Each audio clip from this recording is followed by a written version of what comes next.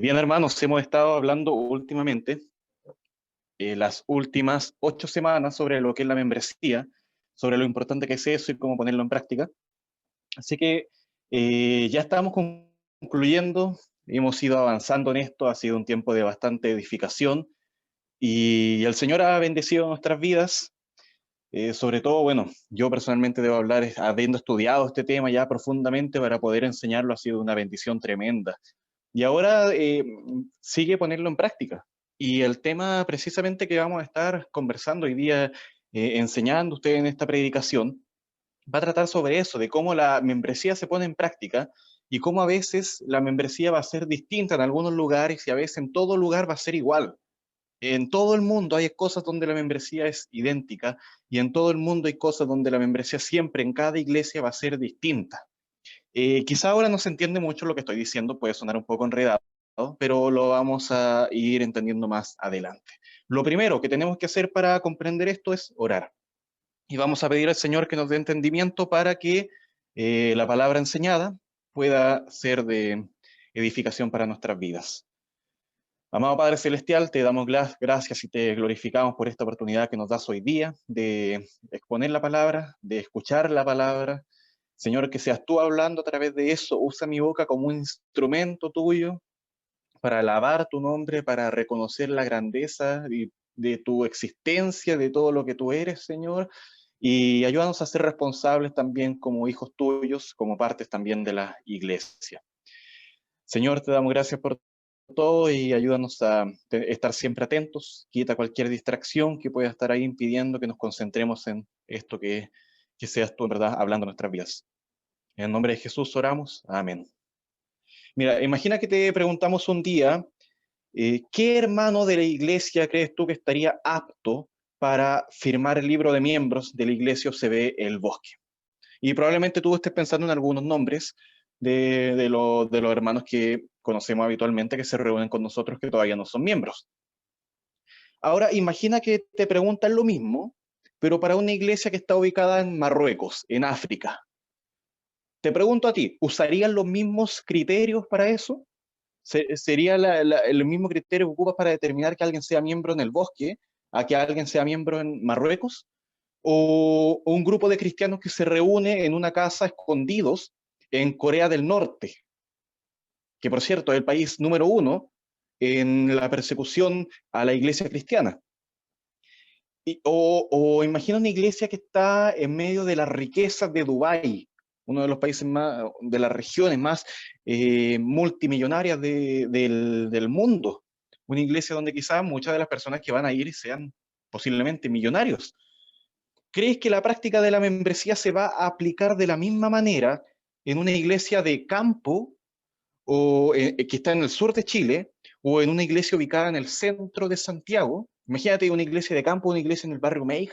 Creo que pueden ser cosas distintas. La respuesta es que hay asuntos donde la membresía debe ser igual en todas partes y asuntos donde la membresía va a ser distinta en cada iglesia.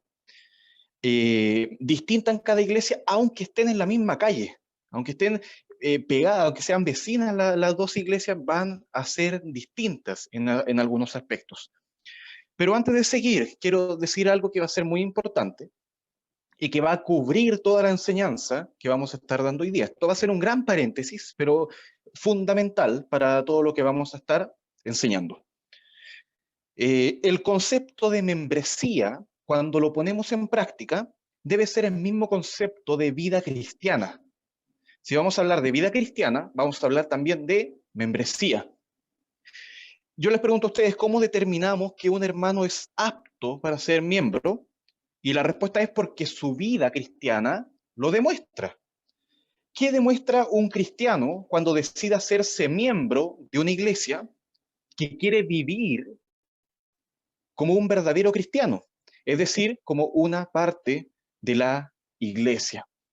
Les pregunto también a ustedes, ¿qué es lo que nos hace pensar que una persona ya no está en condiciones de que lo podamos seguir llamando miembro de la iglesia? Y la respuesta debe ser el hecho de que su vida cristiana no está demostrando que es cristiano. Y como consecuencia de eso también vamos a ejercer la disciplina, que es precisamente lo que estuvimos viendo el domingo pasado. Es decir, si quiero tener una vida cristiana, como consecuencia de eso, voy a terminar identificándome, reconociendo que soy parte de una iglesia. Si quiero ser un miembro de una iglesia, es porque estoy experimentando el deseo de tener una mejor vida cristiana. Por tanto, siempre van a estar relacionadas estas dos ideas, vida cristiana, membresía. Si yo quiero tener una vida cristiana, voy a terminar siendo miembro. Si yo quiero ser miembro, es porque debo tener una vida cristiana. Son cosas que van a estar ahí siempre juntas, no las separemos. Primeramente, ¿en qué, y volviendo ahora al tema, al final vamos a retomar esta idea, la vamos a retomar ahí, no se olviden de lo que le he dicho, pero hay cosas en las que la membresía va a ser siempre igual, donde sea que vayas, sea en Marruecos, sea en China, sea en México, donde sea, eh, pero hay cosas donde cada iglesia va a ser diferente, aunque las dos estén ubicadas en Sargento Aldea, van a ser diferentes. Primeramente, vamos con lo primero, número uno. ¿En qué asuntos es la membresía igual en todas partes? A donde sea que vayamos.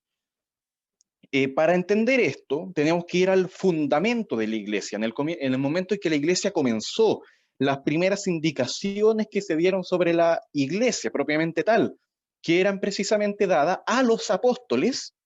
¿Por quién? ¿Quién le estaba dando esa enseñanza? Jesús. Entonces Jesús entiende, él ya entiende que estos discípulos van a tener que ir a todo Jerusalén a predicar el Evangelio, pero no solamente a las iglesias en Jerusalén, sino que a todo Judea, sino que también a todo Samaria, hermano, hasta lo último de la tierra. O sea, en todo eso, entendiendo todos esos contextos distintos que van a pasar, los idiomas distintos que van a ver ahí, Jesús les dice, esto es la iglesia y esto no va a cambiar nunca. Cuando Jesús se refiere a la iglesia, su enseñanza es tan magnífica que sirve para toda iglesia, en todo lugar y en todo tiempo. Miren, vamos a mencionar tres cosas. La primera es la tarea. La tarea que toda iglesia va a cumplir debe ser la misma en todo lugar. No nos vamos a complicar, ya definiendo cada tarea que cada iglesia tiene que hacer. La tarea que toda iglesia debe cumplir es ser sal y ser luz.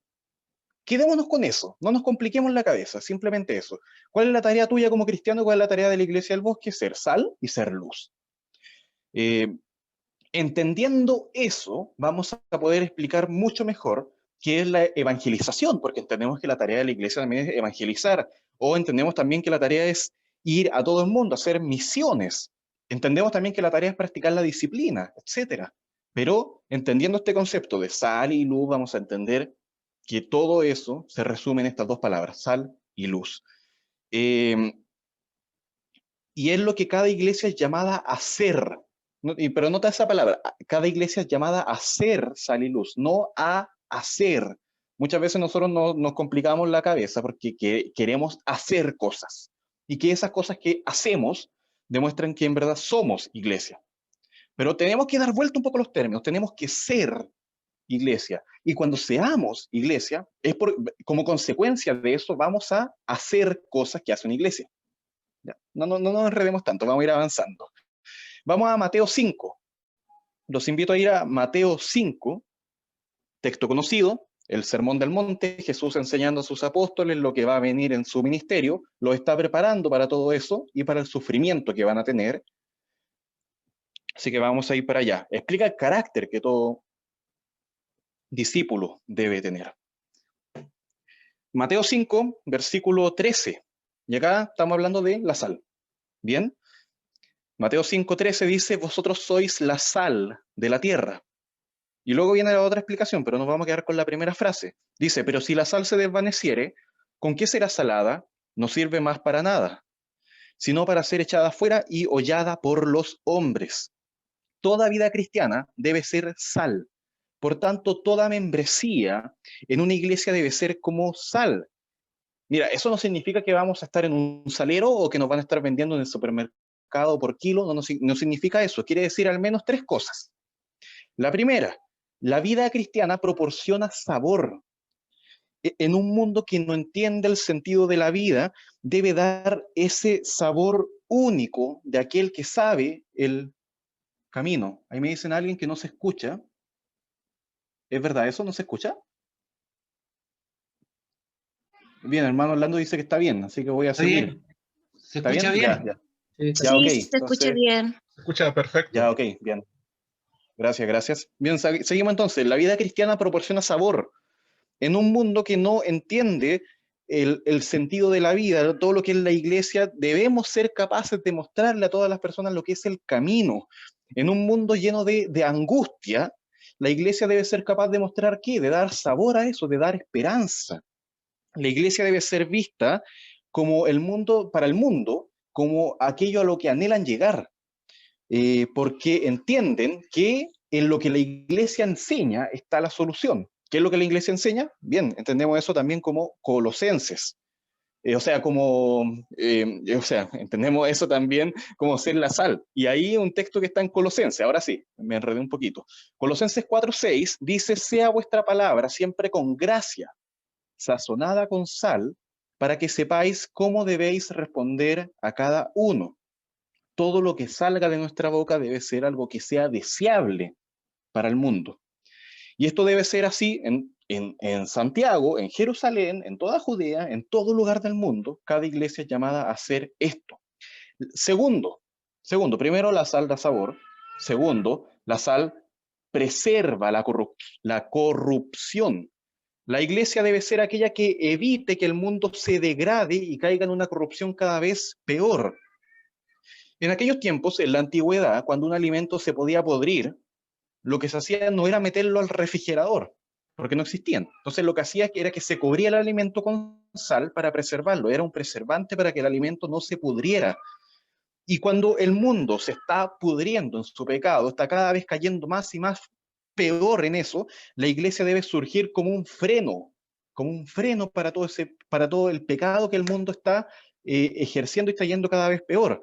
Y no me refiero solo a la iglesia como institución, porque de repente decimos la iglesia tiene que hablar, tiene que decir algo sobre el aborto, sobre la LGTBQ y todo eso, pero me refiero a cada persona también. Cada persona tiene que ser capaz de poner un freno a eso, de decir para.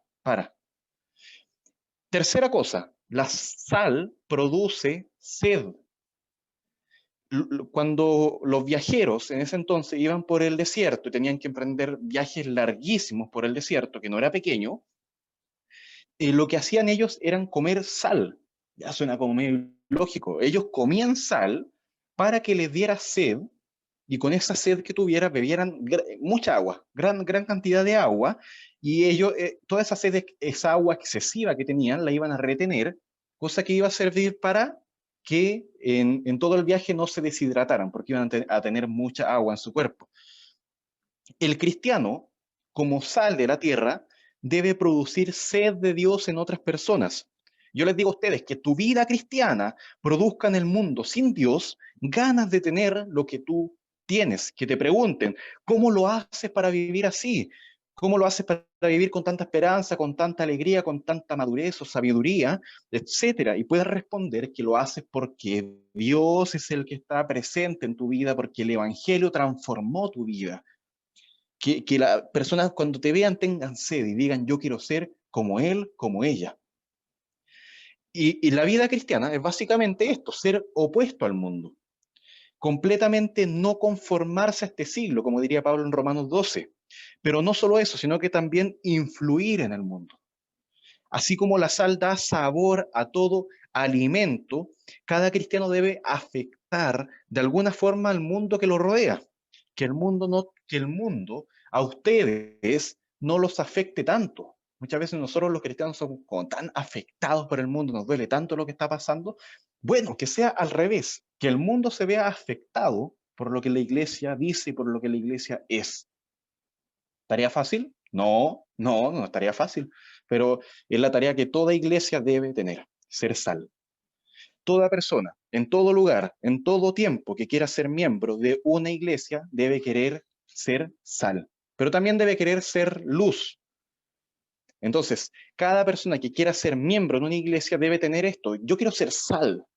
Hermanos, debe decir eso, pero yo también quiero ser luz. En Mateo 5, en el versículo 14, dice, ahí mismo donde estamos leyendo, vosotros sois la luz del mundo. Una ciudad asentada sobre un monte no se puede esconder, ni se enciende una luz y se pone debajo de un almud, sino sobre el candelero y alumbra a todos los que están en casa. Nota que primero dice, vosotros sois la luz del mundo. Ahora dice a todos los que están en casa. Así alumbra vuestra luz delante de los hombres para que vean vuestras buenas obras y glorifiquen a vuestro Padre que está en los cielos. Jesús dice, primeramente, Jesús dice, yo soy la luz del mundo. Él, Jesús dice eso. Yo soy la luz del mundo, el que me sigue no andará en tinieblas. Pero ahora acá Jesús está diciendo y él está permitiendo que sus discípulos sean lo mismo que él. Jesús es luz, bien, entonces nosotros también somos llamados a imitar eso de la forma más perfecta que podamos y Dios nos capacita para eso. Si te identificas como cristiano, si tú puedes decir, yo soy cristiano, mano, yo te pregunto, ¿eres cristiano? Y tú, imagina que tú me respondes, sí, soy cristiano. Entonces eres un imitador de Jesús. Y si Jesús dice, yo soy la luz, adivina, ¿qué tienes que hacer tú? Entonces debes imitar eso, imitar eso. Es como cuando jugamos a este juego de Simón dice. Simón dice que saltes, ya, y tú saltas, bien. Simón dice que te muerdas el codo, claro, y tú te muerdes el codo, o al menos lo intentas, bien. Eh, Jesús dice que seas sal, entonces, ¿qué vamos a hacer nosotros? Vamos a hacer sal. Jesús dice que seas luz, bien, seremos luz. Y entonces nos pondremos la cosa en la cabeza de que, ya yo soy sal y soy luz, pero en mi corazón, en mi intención, voy a ser sal y voy a ser luz. No, no es así como funciona, tiene que notarse, que se note. Y esa es la idea de imitar a Jesús, que se note que estás imitando a Jesús. Si Simón dice salta, y tú dices, es que yo estoy saltando en mi corazón, eso no cuenta, el juego no funciona así. Tiene que notarse que saltaste, tiene que notarse que seas luz, que seas sal. Pero veamos lo que significa ser luz, para que lo entendamos mejor. La luz es guía al que está en oscuridad. Tu vida cristiana debe señalar el camino hacia la vida eterna. ¿Eso qué es? ¿Cómo se llama eso? ¿Cuál es el nombre que le damos a cuando alguien señala el camino para la vida eterna? El Evangelio. Eso es predicar el Evangelio. Vive para eso. Al menos si no lo consigues, eh, en el día llegas a la noche y dices, claro, no le predique a nadie, pero tienes que estar consciente al menos de que fallaste, de que ese día no fuiste luz en el sentido de predicar el Evangelio. Si llegas a la noche a tu casa y te das cuenta que no le mostraste a nadie quién es tu Salvador, quién es tu Dios, quién es tu Rey, y habiendo tenido la oportunidad, como paréntesis, entonces debes al menos preguntarte, ¿qué pasó? ¿Qué pasó, hermano, con eso? Y confesar todo ante Dios. Es una falla. Confesarla, por supuesto. Incluso si estás solo en tu casa y no sales de tu casa, hashtag quédate en casa, bien, debes ser capaz de mostrar el camino a tu familia o a los que estén contigo. Si estás solo, ya nadie, no está nadie al lado tuyo, entonces debes mostrarte el Evangelio y ser luz también a ti mismo. Bueno, las redes sociales nos permiten igual aún hacer luz aunque no podamos ver a nadie, pero hermanos, siempre estemos predicándole a alguien, aunque sea a mí mismo, pero siempre estemos siendo luz para otros. Y lo segundo, que es precisamente relacionado con este mismo tema, es que no solamente iluminamos a los de afuera, no solamente mostramos luz a los que están en el mundo perdidos en su oscuridad, sino que también iluminamos a aquellos que ya son creyentes, iluminamos a la iglesia. Si te cuesta predicar el Evangelio a los que no creen, que claro, es entendible, a algunos les cuesta mucho, y no es un tema de llegar y hacerlo, entonces considera al menos predicar el Evangelio, pero no te alejes de eso, predicar el Evangelio a los que ya somos creyentes. Eso, claro, si no lo vas a hacer con un ateo, con un agnóstico, con lo que sea, por lo menos predica el Evangelio a los que ya somos iglesia. Recuérdame, a mí, la verdad más preciosa, por favor, eso a mí me llena de gozo. A mí me han predicado el Evangelio como si yo fuera un incrédulo, y en verdad yo es de los momentos más felices que he tenido, porque me están recordando lo más precioso que hay. Me están dando a comer el manjar más delicioso del mundo. Entonces, hermano, si puedes predicarle el evangelio a cualquier persona, sea creyente, sea incrédula, hazlo. Sé luz. Y esa es la tarea para toda iglesia. Para toda iglesia en cualquier lugar donde sea que vaya, va a tener que hacer eso, ser sal y ser luz. Si queremos ser miembro de una iglesia, si queremos tener una vida cristiana, seamos sal y seamos luz. Hay una, además de tener en común toda la iglesia una misma tarea, ya recordamos cuál es la tarea, bien, también tenemos en común, cada iglesia, donde sea que vayamos, en Japón, en Australia, donde sea, tiene en común esto de que tienen la misma autoridad. Y quiero mencionar esta segunda cosa, aunque no me voy a detener mucho, solamente lo voy a mencionar. Por ejemplo, cuando Jesús entrega la gran comisión, ahí en Mateo 18, Mateo 28, del 18 al 20, él dice, toda autoridad me es dada en el cielo y en la tierra. ¿Para qué? Para que vayamos a todo el mundo, a Jerusalén, Judea, a todo, a donde estemos. Eh, y esa autoridad que da a los discípulos, luego pasa no solamente a los discípulos, sino que a toda la iglesia. ¿Quién da permiso a los cristianos para ir por todo el mundo y predicar el evangelio? El mismo Jesús. Yo les pregunto, ¿quién da permiso a la iglesia para hacer discípulos? El mismo Jesucristo. Y esa autoridad es la misma para toda iglesia, donde sea que vayamos, todos tenemos la misma autoridad para predicar el evangelio, para ser discípulos. Y así también, por ejemplo, en el momento de enseñar la disciplina, que lo vimos la semana pasada, al final, en Mateo 18, versículo 20, Jesús dice, porque donde estén dos o tres congregados en mi nombre, allí estoy yo en medio de ellos. Jesús, ¿qué está haciendo? Está confirmando que él mismo le está dando a la iglesia la autoridad para ejercer disciplina. Obviamente, si es que se hace bajo los parámetros bíblicos. Pero Jesús dice, si ustedes están haciendo disciplina, yo estoy aprobándolo, yo los autorizo, yo les doy permiso para eso y está súper bien. Está muy bien que hagan eso. Y el asunto es este, la autoridad que Jesús da a la iglesia para ejercer su membresía va a ser la misma en todo lugar y en todo tiempo. Eso no cambia, siempre la autoridad es la misma, del mismo Dios, del mismo Jesucristo. Así que tenemos que tener clara, primero, nuestra tarea y entender también la autoridad que hay detrás de eso. Y acá me voy a detener un poco más en la tercera cosa, que es algo que también ocurre en toda iglesia, en todo contexto donde esté, que va a ser el hecho de que están todos en terreno, y estamos todos en terreno enemigo. Si recuerdan el concepto de embajada, que lo vimos en todas estas 8 sesiones de membresía, toda iglesia es un representante del reino de Dios acá en la tierra. Es representante de la nación celestial acá en la tierra, en la nación terrenal. Ahora bien, Juan 12, versículo 31 y Juan 14, 30 describen a Satanás, en serio, como el príncipe de este mundo. En Mateo 4:8, miren, vamos a Mateo 4, Mateo 4 vamos a leer los versículos 8 y 9. Acá Satanás está tentando a Jesús, y miren, veamos lo que dice el texto. Algo bastante interesante que de repente nos puede chocar un poco.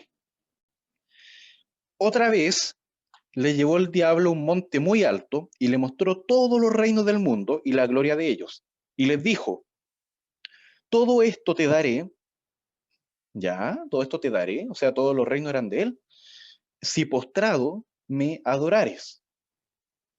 En otras palabras, toda la tierra le pertenece a Satanás, o al menos eso estaba afirmando él.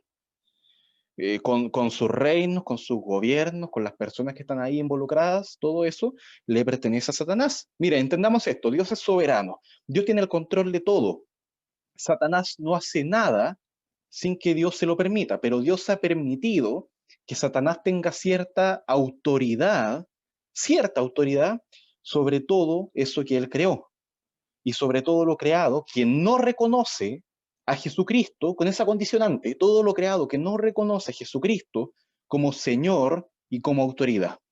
Cuando hacemos ese cambio, cuando nos convertimos al Señor, dejamos de estar bajo el dominio de Satanás y pasamos a estar en el dominio y el señorío de Jesucristo. pero aún así seguimos acá en este mundo. Y el mundo sin Dios está bajo el dominio ¿de quién? Del mismo Satanás.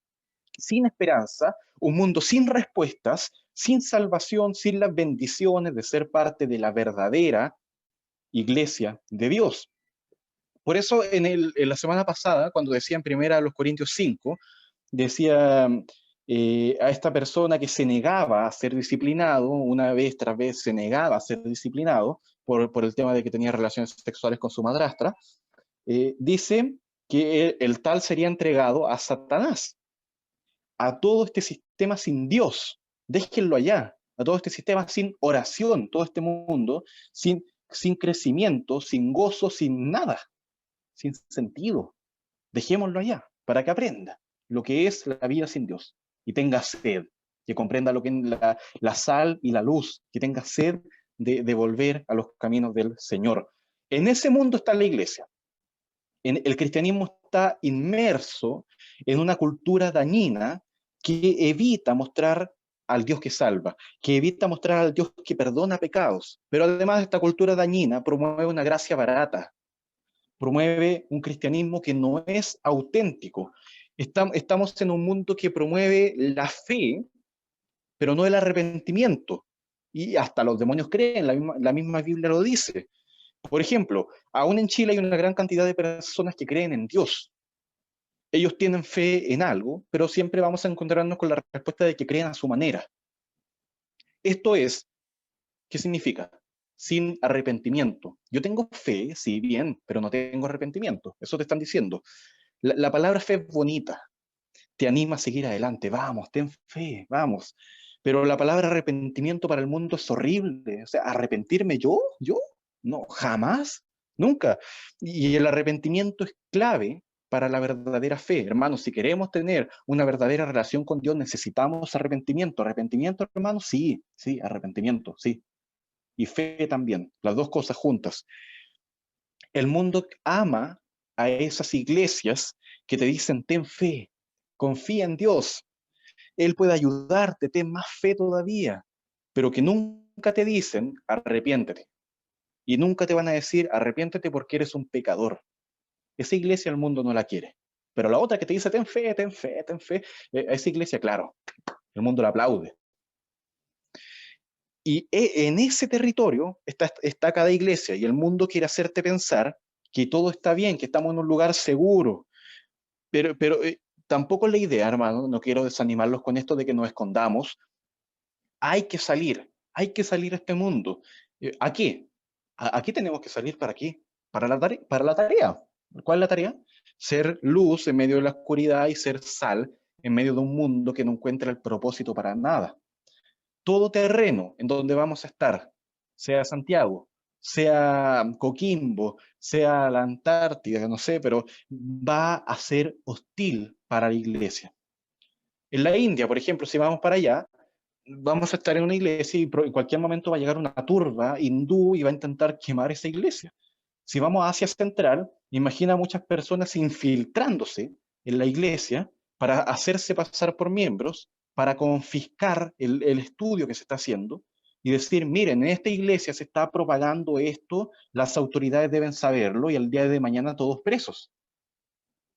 En África, imagínate haciendo iglesia en medio de toda esa adoración ancestro, en medio de todos esos rituales y la religión tradicional que está allá en África y que te hace pensar que el evangelio es algo extraño, algo distinto. ¿Cómo le vamos a predicar el evangelio a los africanos? Pero en ese mundo estamos, en un mundo que te quiere hacer pensar eso. En México, por ejemplo, donde se rinde culto a la muerte, donde los niños crecen viendo la película Coco, y la muerte es algo genial y hay que rendirle homenaje a todos los familiares. Eh, en ese terreno está la iglesia en México. No es igual que en Chile, no pensemos eso, y con un catolicismo tremendo. Eh, eh, Solo estaremos en tierra pacífica, en tierra no hostil, cuando el Señor vuelva. El único momento. No hay otro. No hay otro. Solamente cuando el Señor vuelva y comience a establecer su reino. Acá vamos a poder decir que estamos en un terreno no hostil. Pero para que podamos darle una perspectiva bíblica a esto, quiero mencionar a las iglesias que se mencionan en Apocalipsis 2 y 3. Ahí se mencionan por lo menos 7 iglesias que están pasando por momentos complicados y cada una en un contexto distinto. Cada una de esas 7 iglesias está en terreno enemigo. Miren, por ejemplo, lo que dice Apocalipsis 2, versículos 2 y 3, hablando de la iglesia en Éfeso.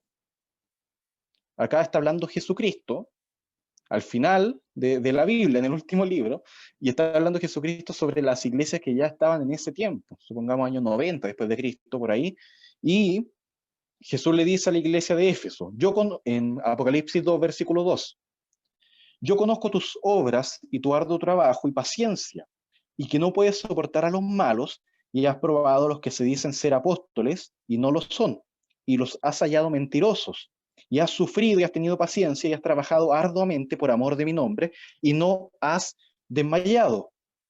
Dentro de la misma ciudad, algunos que se decían ser apóstoles, pero eran falsos maestros, lo cual es algo que se repite bastante en la Biblia. En medio de esa realidad mentirosa, llena de dioses también, estaban ellos haciendo un trabajo arduo, que dice arduo trabajo, de evangelizar, de mostrar a Dios en todo ese mundo, lleno de esa idolatría, lleno de ese rechazo a Dios, en un mundo perdido.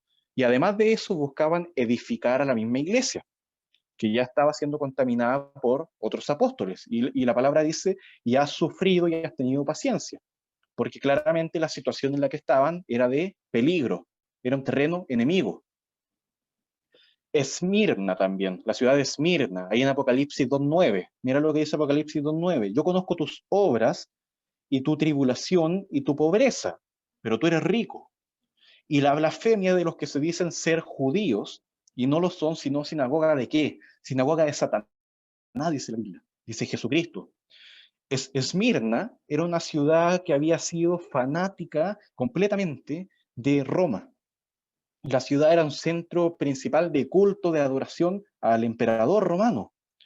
Y los cristianos que estaban en la iglesia de Esmirna se sometían a la autoridad, por supuesto, pero se negaban a ofrecer sacrificios a ese emperador. Hasta ahí nomás llegaba su sumisión. Si me dicen que me arrodille ante el César, no lo voy a hacer. Entonces se les acusó de rebeldes y tuvieron que enfrentar la ira del gobierno romano. ¿Por qué? Porque rechazaron todos los ídolos paganos de la cultura. Y los que más conocían a Dios en ese contexto, que podrían ser los judíos, ellos se negaban a aceptar el hecho de que Jesucristo era el Señor, de que Jesucristo era el Mesías, el Salvador.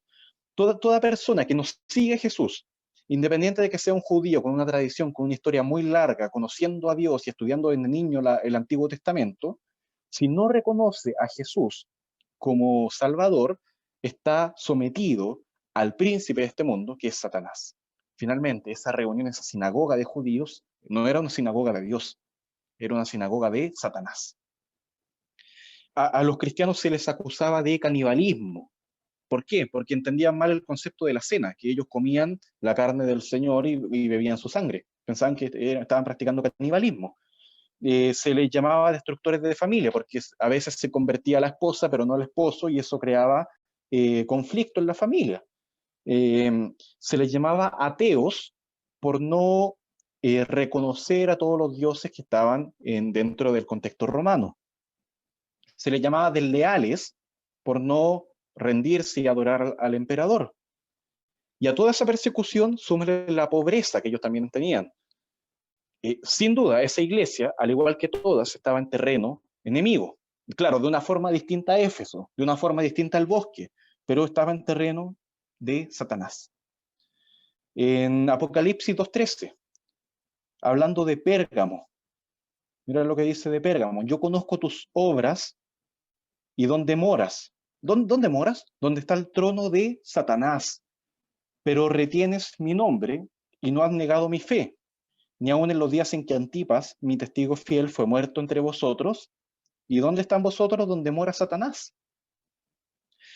¿Acaso acá está diciendo que en medio de la misma iglesia estaba Satanás? O sea, como que estaba Judas ahí en medio de todos los hermanos.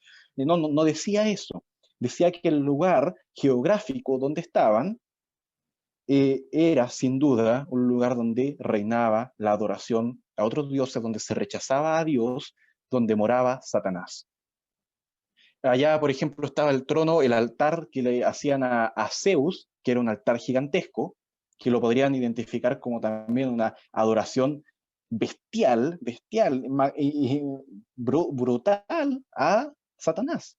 Y había un templo para también un dios que se llamaba Esculapio, que era un dios que se identificaba como una serpiente. Entonces las personas que estaban enfermas llegaban a este templo y en el templo habían puras serpientes rondando por ahí. Entonces, ¿qué hacía el enfermo? Se tenía que acostar en el suelo, dormirse en el suelo y dejar que las serpientes pasaran por su cuerpo. Y claro, viendo Génesis, la serpiente se identifica con Satanás. Viendo Apocalipsis también, la serpiente también se identifica con Satanás. Entonces, ¿cómo vería la iglesia en Pérgamo esa cosa que estaba pasando ahí? Como una adoración horrible a Satanás. Bueno, independiente de la razón que sea por la que dice que ahí mora Satanás, en medio de esa circunstancia difícil, en medio de esa circunstancia penosa, los creyentes siguieron ahí, siguieron en Pérgamo, donde reinaba el príncipe de las tinieblas. Toda iglesia está plantada en un terreno enemigo. Y así se puede seguir con cada iglesia, en cada lugar. Todos nos enfrentamos a las amenazas que ofrece Satanás. Claro, algunos lo amenazan con que le van a quemar la iglesia. En otra iglesia vemos que la gente está tan cómoda, está tan feliz con su vida que no nota la necesidad de Dios y de humillarse ante Él. Entonces el mundo te dice, bueno, si tú estás bien, no necesitas de Dios. Pero aún tú, bien, decisión tuya. Toda iglesia está en esa situación. Así que ya vimos lo que en cada membresía va a ser igual en todas partes. Todas ellas tienen la misma tarea de ser luz y ser sal. Y todas ellas están bajo la misma autoridad de ¿quién? De Jesús. Y todas ellas también están en territorio enemigo, donde reina Satanás. Cada persona es distinta, cada situación es distinta, cada cultura es distinta, pero estas cosas van a ser siempre iguales. Esta cosa no va a cambiar donde sea que vayas. Voy a admitir acá a una hermana ahí. Eh, Ahora, pasemos al segundo punto. ¿En qué asuntos es la membresía distinta en todo lugar? Por ejemplo, si vemos el tema de la complejidad social, lo primero es qué tan compleja es la sociedad en que está la iglesia. Mientras más grande y más compleja, más difícil va a ser confirmar y supervisar que los hermanos que están en la iglesia realmente son creyentes. Donde hay mayor crecimiento urbano, donde los horarios de trabajo son más exigentes, donde hay un montón de denominaciones en la misma ciudad, y va a haber en la misma ciudad iglesia bautista, aliancista, centrista, metodista, presbiteriana, etc. Y también hay un montón de iglesias falsas en la misma ciudad. Por ejemplo, neopentecostales, mormones, testigos de Jehová, etc. Iglesias falsas, también hay en el mismo contexto donde está la misma iglesia. En ese tipo de ciudades es mucho más común que haya cristianos flotantes. ¿A qué me refiero con esto de cristianos flotantes? Cristianos que van a la iglesia, van al bosque un mes, luego dejan de ir, después sabemos que están yendo a otra iglesia, después vuelven a nuestra iglesia un tiempo, se quedan ahí, bien, después se van de nuevo, después vuelven y van a otra iglesia y así siguen, y un cristiano que va de aquí para allá, de aquí para allá, y todas esas cosas, en una sociedad más desarrollada, no digo que sea comparable con otros países, pero sí más desarrollada, donde hay todo este crecimiento urbano, es muy probable que pase eso. Y también se ve este individualismo, donde los cristianos quieren crecer ellos, quieren vivir vidas cristianas ellos, quieren hacer todo ellos, solos, pero no verdaderamente siendo parte de una iglesia. Algunos, por ejemplo, se sientan por ahí y luego se van o se conectan a una reunión para calmar su conciencia, no sé por qué, y luego se van y sería todo. Entonces, ese también individualismo de no, yo voy a ir a la iglesia porque no sé, porque quiero ir y me hace sentir bien a mí, también ocurre. Y además en este tipo de sociedad se ve mucho el consumismo en las iglesias. Ellos buscan obtener algo a cambio. Dicen, por ejemplo, iré a la iglesia para que Dios restaure mi matrimonio, o iré para que Dios sane a este familiar enfermo que tengo, o para que Dios me dé trabajo, para que el Señor me prospere. Y dicen, lo siento, lo declaro, lo decreto, se lo exijo a Dios en el nombre de Jesús, y comienzan a hablar consumismo, hermano, eso es consumismo. Y se ve mucho en una sociedad como la que vivimos. Todas esas cosas son malas para la iglesia. Le entregan una falsa seguridad de que Dios los está apoyando en todo, pero no es así. Dios quiere arrepentimiento, Dios quiere fe, Dios quiere que nos humillemos ante Él. Había una ciudad en los tiempos en que se escribió Apocalipsis que se llamaba Sardis. Sardis estaba construida sobre una colina, ya ahí arriba de la colina estaba Sardis, lo que hacía que fuera segura contra ataques de los enemigos, en un sentido militar. Pero además, la misma colina en la que estaba construida estaba rodeada de murallas, o sea, doble protección. Era imposible que la atacaran. Era inexpugnable, así lo podríamos decir. Y eso hizo que los ciudadanos de Sardis se sintieran cómodos, se sintieran seguros, se sintieran confiados, y eso mismo se reflejó en la iglesia en Sardis. Y la iglesia estaba llena de personas incrédulas que se creían iglesia, pero no lo eran, obviamente, salvo algunas excepciones. Mira lo que dice Apocalipsis 3, versículo 1. Eh, Escribe el ángel de la iglesia en Sardis, el que tiene los 7 espíritus de Dios y las 7 estrellas, dice esto. Acá está el mensaje. Yo conozco tus obras, que tienen nombre de que vives y estás muerto. La iglesia en Sardis era como estos museos donde vemos animales disecados y los ponen ahí en su ambiente, así inventan todo un cuadro, y todo parece ser normal. Tú ves a los animales y parece que van a salir de ahí, te van a comer, pero en verdad lo que pasa es que están muertos, están disecados, parecen vivos, pero no lo están. Asimismo era la iglesia en Sardis. Era una iglesia tan cómoda, tan feliz, tan sin persecución, tan tranquila, que no estaban ni siquiera vivos, estaban muertos. El Señor nunca había transformado esa iglesia, salvo excepciones, por supuesto. Por eso el mismo Jesucristo lo reconoce como iglesia, porque habían algunos, pero en su mayoría eran muertos. Era una iglesia que cumplía con todas las formalidades para llamarse iglesia. Yo me lo imagino ahí. Probablemente ellos se reunían semana tras semana y estaban ahí en el lugar donde se reunían, cantaban, contaban sus experiencias, fingían que oraban, por ejemplo, pero en el fondo ellos no estaban practicando lo que era una verdadera vida cristiana de adoración a Dios. ¿Qué quiero decir con esto? Ellos no estaban cumpliendo su tarea, no estaban siendo sal, no estaban siendo luz en el mundo. Y había también otra ciudad, vayamos a otra, en aquellos mismos tiempos que se llamaba la Odisea. Es una pura palabra por ese caso, la Odisea. Eh, la Odisea era una ciudad fuerte, también segura de ataques en el sentido militar, igual que Sardis, no en el sentido de que estaba en una colina, pero también era segura. Y era una ciudad importante en lo comercial, en lo bancario, en lo económico, en un montón de cosas más. Era rica, era cómoda, buena para vivir, salvo por el hecho, el puro hecho de que tenían que traer agua de otras 2 ciudades que estaban cerca, Colosa y Herápolis, de varios kilómetros para que ellos tuvieran agua, no tenían agua. Ese era el único tema importante. Y habían estas 2 corrientes que transportaban el agua a la Odisea. Una transportaba agua caliente, excelente para que hacer baños termales, maravilloso. Y otra transportaba agua fría, excelente para beber. Entonces, ¿qué decíamos? La Odisea tenía agua caliente, tenía agua fría, excelente. Eso no pasaba en ese tiempo en todo lugar. Pero como era un viaje de kilómetros y kilómetros, el agua caliente llegaba tibia, no servía para que se bañaran. Y el agua fría, adivina qué pasaba con el agua fría, llegaba tibia. Y si bebías esa agua te podías enfermar y ibas a terminar vomitando, no servía ni para bañarse ni para beberla. Era una ciudad próspera, era rica, pero dentro de todo ese entorno de prosperidad, eran como agua tibia. Era un agua que no servía para nada y que te podría hacer enfermar y vomitar. Si los comparamos con sal, serían como una sal sin sabor, una sal incluso desagradable. Si los comparamos con luz, serían como una luz débil, una luz que no te sirve para alumbrar el camino, pero una luz que sirve sí para que los lobos en el camino en la oscuridad te vean y te vayan a atacar, a devorar. Mira, esa luz, yo no la quiero. Yo no quiero ese tipo de luz.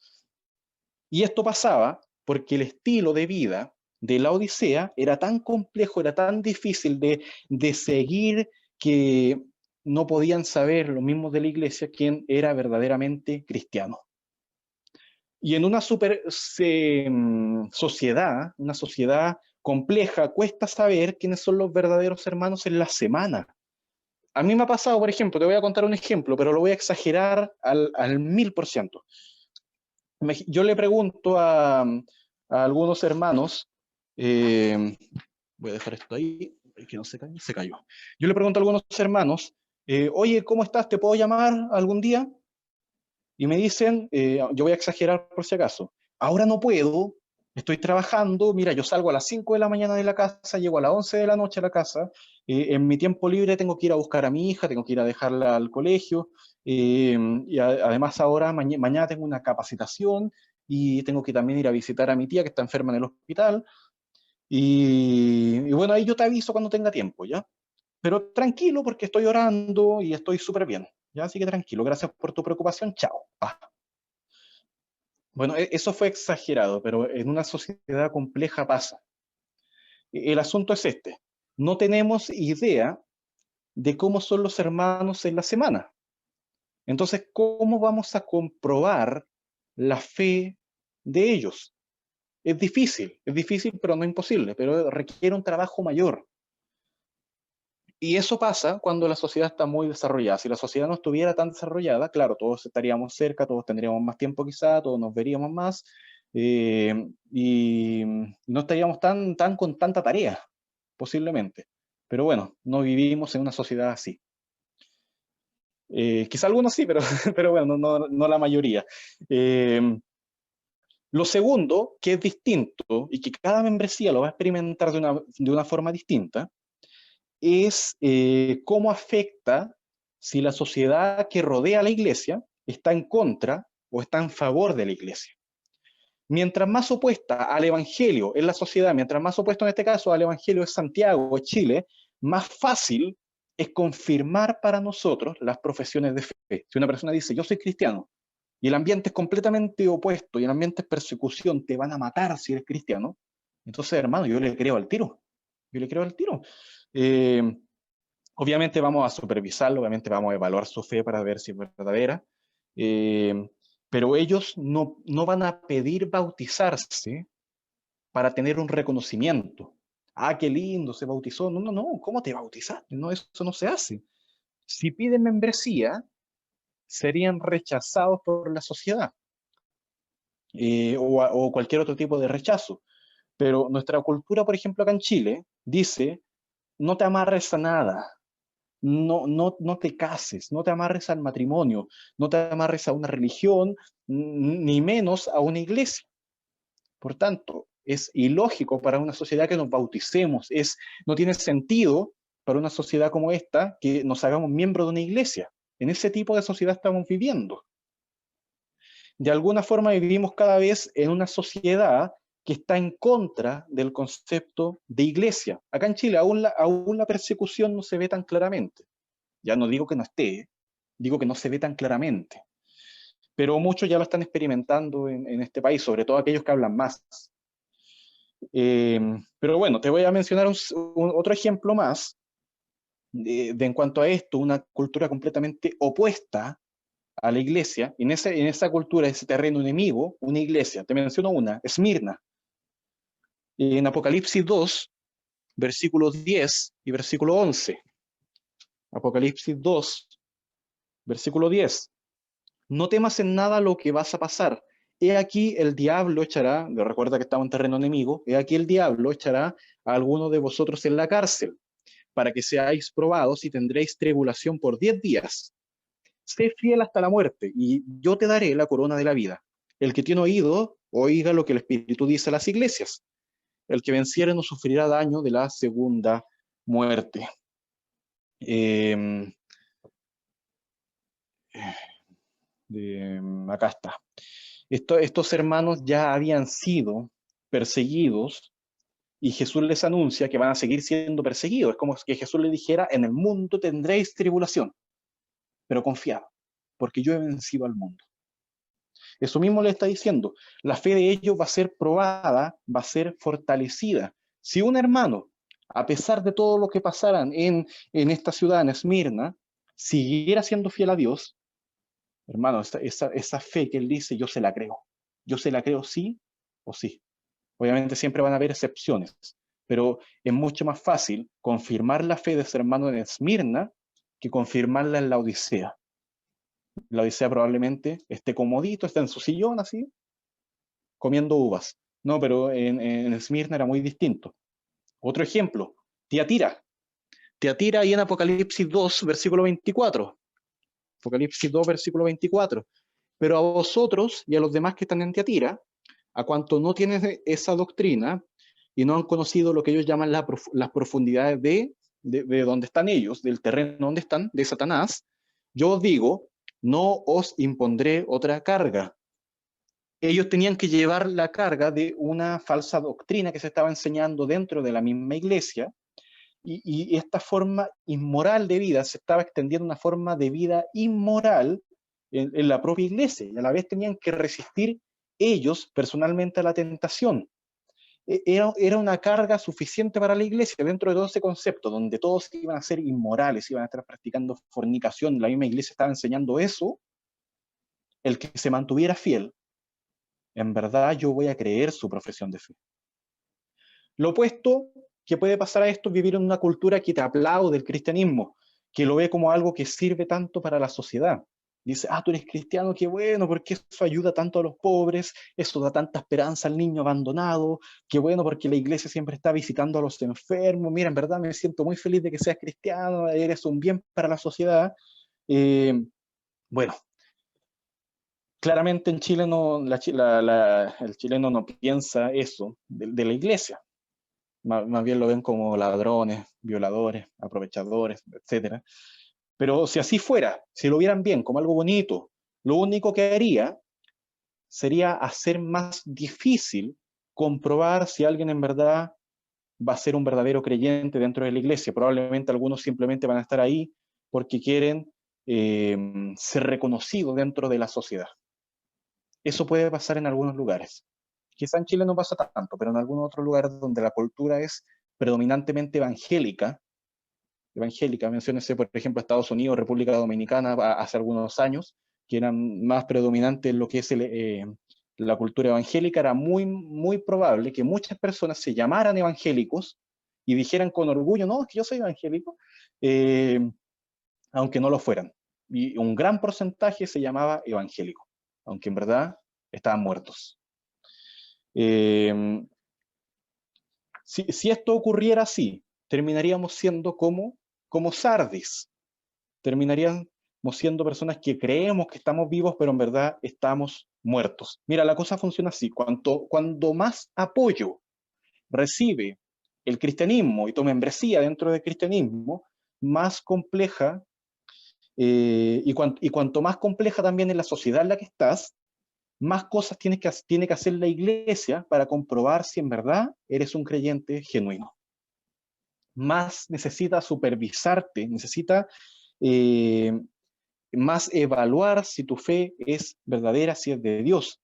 Y más fácil también es que la iglesia termine fallando.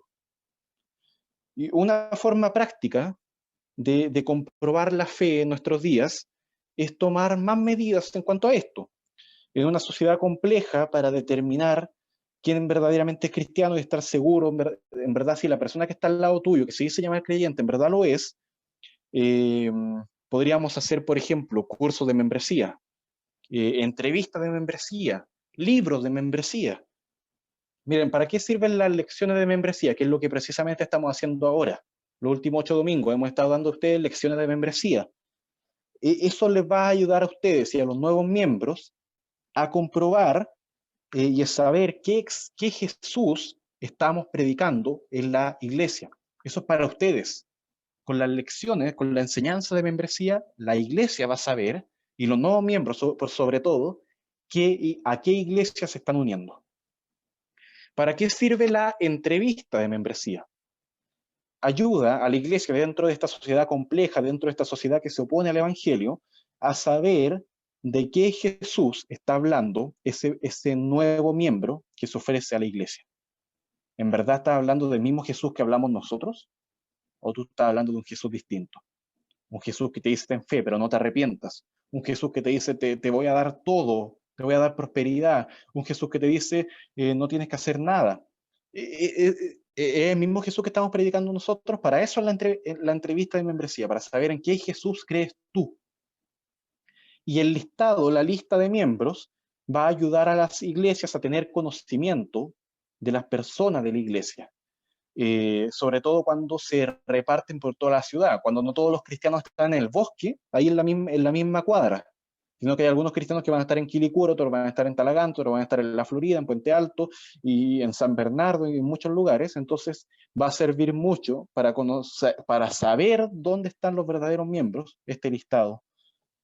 Claro, si todos fueran de la misma familia, si todos viviéramos en la misma casa, sería mucho más fácil y no sería necesario un libro de miembros. Pero no es así.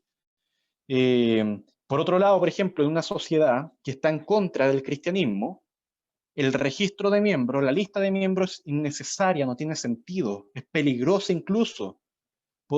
Imagina que cae en manos equivocadas y llega a ser entregada a las autoridades que prohíben la práctica de la iglesia.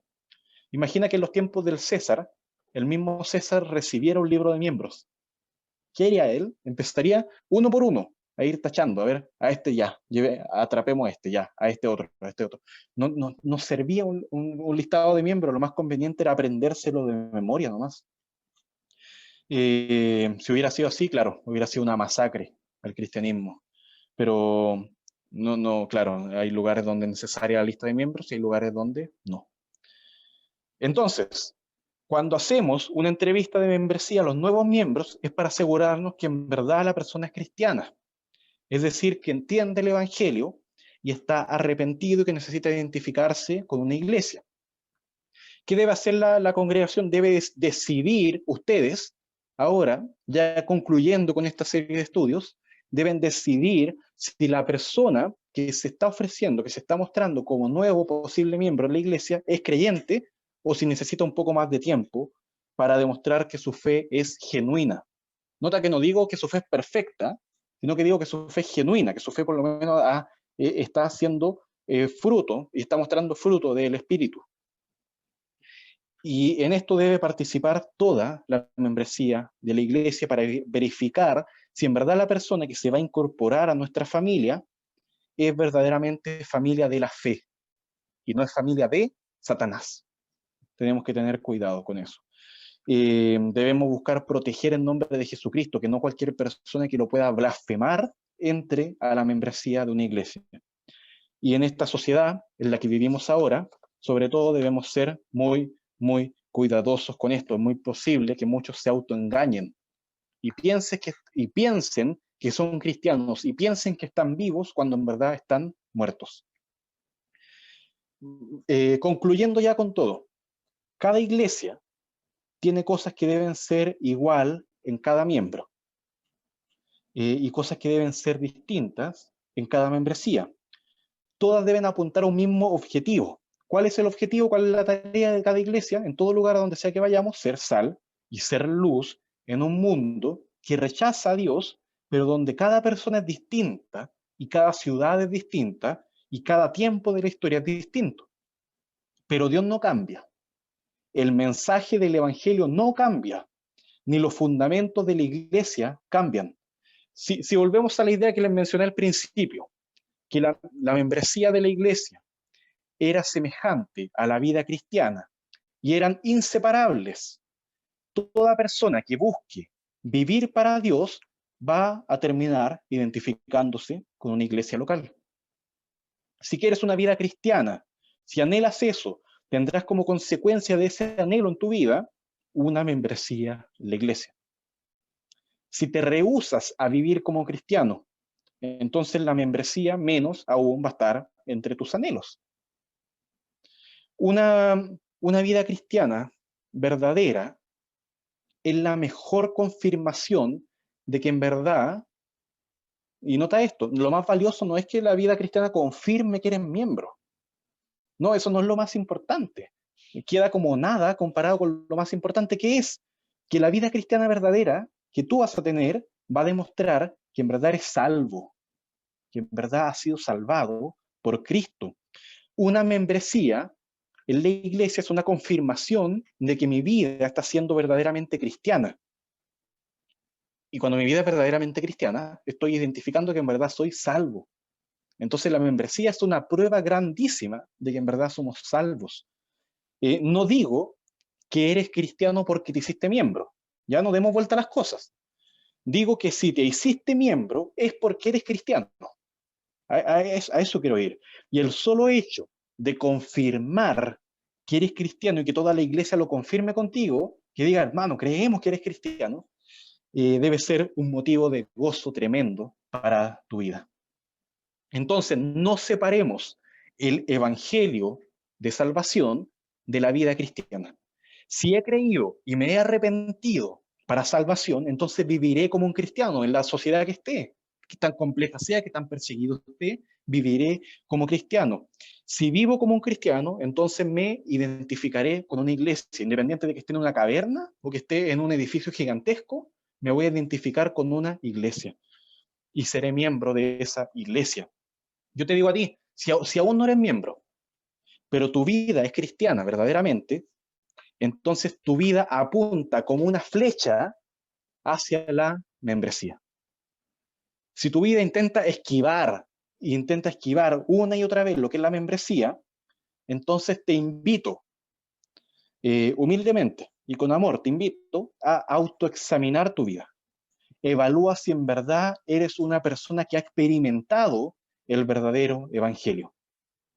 Debemos vivir gracias al evangelio, en torno al evangelio y mostrando el evangelio. Vivamos en eso y demostrémoslo en nuestra vida entera, y concluyo con esto, demostremos esa vida cristiana en toda nuestra vida, demostremos el evangelio en toda nuestra vida, incluyéndonos cuando estamos en medio de la iglesia local, incluyendo, por supuesto, cuando estamos en nuestra membresía. Que la membresía sirva como una muestra, como una verificación de que en verdad eres transformado por el evangelio. Y eso es, hermano, vida cristiana. Eso es membresía. Eso es vivir para Dios. Con eso quiero finalizar y quiero que oremos a Dios para que Él siga transformando nuestras vidas. Si alguno de ustedes se siente llamado, por favor, a anhelar, si alguno anhela ser más y crecer en su vida cristiana, por favor también oren conmigo. Por favor, no dejen de buscar la sabiduría en la palabra de Dios. Por favor, no dejen de buscar lo que es la iglesia de Dios verdaderamente cristiana, que verdaderamente busca ser sal y luz en este mundo, que verdaderamente está bajo la autoridad de Dios. No dejes de orar por eso para que tu vida siga creciendo y eso se va a manifestar en que te vas a identificar con una iglesia. Amado Padre Celestial, te damos gracias y te glorificamos porque tú eres un Dios fuerte, un Dios grande, un Dios de orden, un Dios que manifiesta, Padre, toda tu voluntad a través de la palabra, un Dios que, Padre, que usa la iglesia para confirmar si en verdad hemos sido salvados. Gracias por eso, porque la iglesia no es la que da la salvación, porque la iglesia no determina qué tan santo soy, sino que eres tú, Señor, que hace toda transformación y que confirma todo eso, pero usas también a la iglesia para confirmarnos y para decirnos que hemos sido salvados, que a ti te damos gloria, que en verdad estamos creciendo en la fe, Señor. Y yo te ruego por cada uno de los hermanos, Señor, que tiene el anhelo de convertirse en miembro de esta iglesia. Te ruego, Padre, por cada uno de los miembros de esta iglesia que está flaqueando en su fe y que ha perdido esa identificación y esa necesidad de identificarse con la iglesia. Te pido por todos aquellos que firmemente se identifican con esta iglesia y firmemente practican la membresía. Te pido, Señor, que los bendigas y que podamos todos juntos crecer en la fe. Juntos, Señor, unánimes también, a animarnos y alentarnos a hacer el bien, a adorar, Padre Santo, tu nombre y a crecer en esto, entendiendo que tú eres el que dará crecimiento a través del Espíritu Santo que mora en nosotros. Gracias, Padre, por eso, porque podemos tener cada iglesia, donde sea que esté, al Espíritu Santo en común, a Jesucristo como nuestro Salvador, y a ti, Padre, a quien oramos, Señor, como nuestro Creador, nuestra autoridad, nuestro Dios, Señor. Gracias, Padre, por eso, porque por medio de Jesucristo, toda iglesia, donde esté, donde sea que vaya, en cualquier momento, va a poder orar a ti y darte gracias, Padre, por medio de Jesucristo. Oramos ahora. Amén.